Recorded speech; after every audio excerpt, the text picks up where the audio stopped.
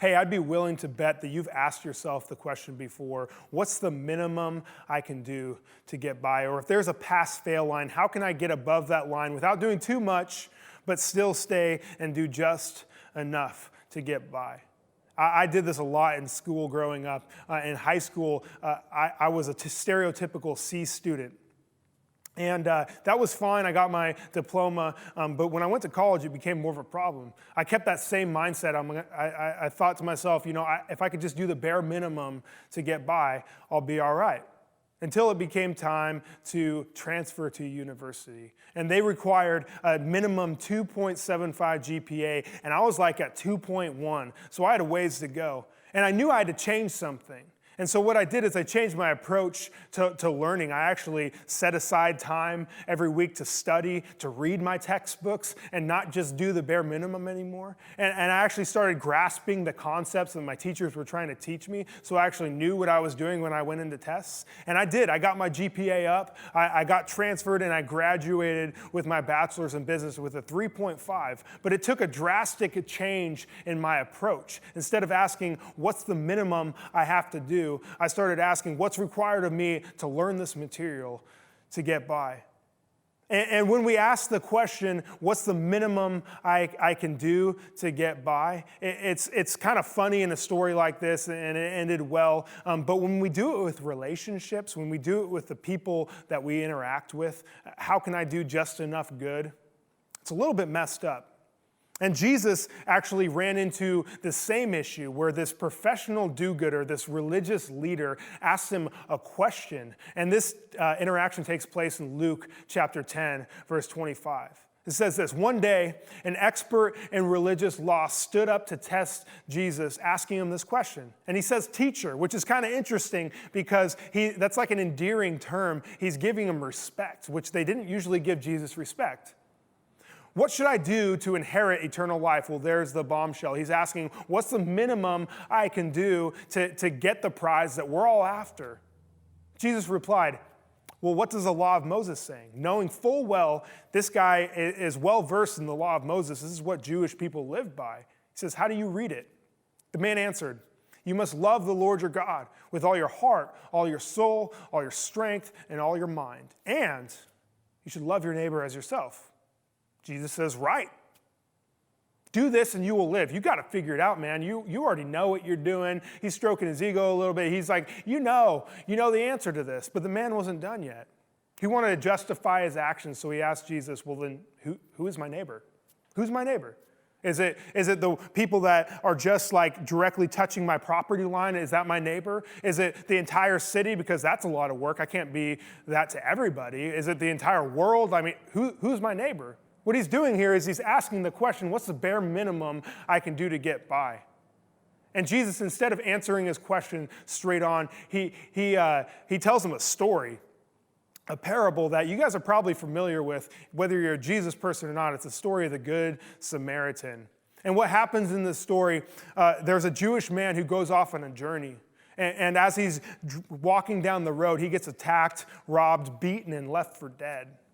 And then this Pharisee, this religious leader, walks by this man and sees him on the side of the road and has that same mindset. He's like, you know what? I've already done my minimum requirement for the day. I've already done enough good deeds for today. I don't need to help this man, and leaves him for dead. Well, that's messed up, right? And then a temple servant comes by and does the same thing that the religious leader did. He's like, I've already done enough good for today. This is someone who's like, the blue-collar religious worker. This guy gets down and dirty, does the stuff that the Pharisee doesn't want to do, and he leaves this man too for dead. And then it says a despised Samaritan walked by. This man was despised because he was a racial and a religious outsider. And someone who didn't even interact with Jews because Jews saw them as dogs. And he sees this Jewish man, knowing that he's Jewish, laying on the side of the road. And it says he had compassion on him. He felt bad for him, and he stepped in and sacrificed, gave of himself, gave of his afternoon to bandage, to help heal, and then to give the man his donkey, take him to an inn. And not only did he just drop him off there, He left him with money. He told the innkeeper, hey, take this money. If his bills go above this, I'll be back in like a week and I'll hook you up with some more money. He went out of his way. And then Jesus asks the Pharisee, who in the story did the right thing? And of course, the Pharisee wouldn't have any other choice than to say, well, the man who showed him mercy, the Samaritan. And then Jesus says, go and do the same. You're required to go and do the same as this Samaritan man did. And so what Jesus is effectively saying here is you guys are going about it the wrong way. Instead of asking the question, what's the minimum I can do to get by? What's the passing grade here? How can I do just enough to get by, but not do too much, but still do enough? You're asking the wrong question. The question you should be asking instead is, what does love require of me? What does love require of me? And you may be asking that as you're watching this, well, what does that even mean? How do I walk this out? How do I put feet to this? And what it may look like for you right now, you're probably stuck at home, getting tired of the people that you're hanging out with.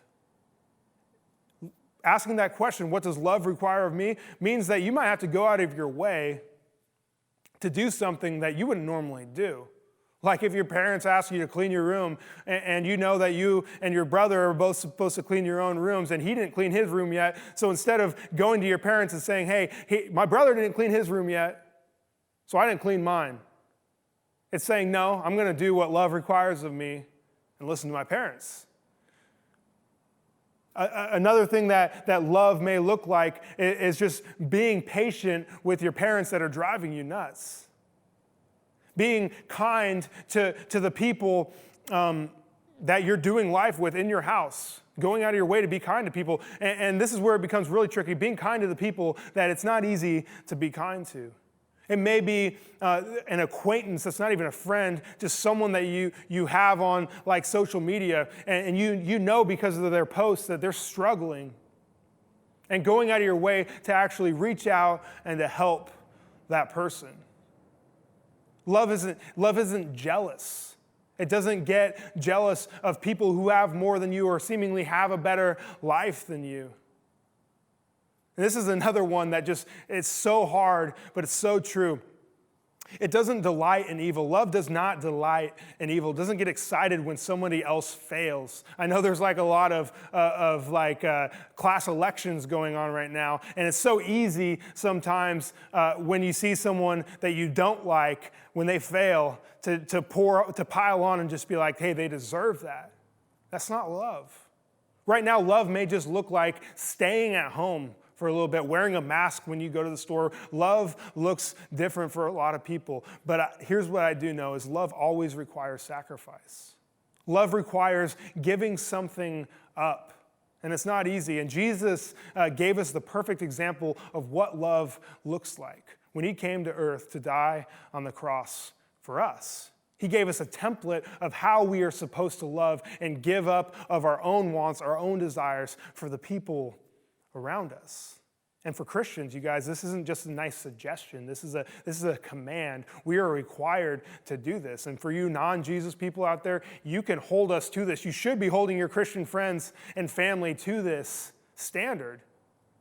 You can throw it in their face if you want to. Say, hey, are you doing what love is required of you? But here's what I know about this truth, is that if we were to ask this question, Jesus person or not, what does love require of me in every decision we make, every situation, every interaction we have with people, we would change our household. You know that would change the dynamic of your household if you were to ask that question and walk it out.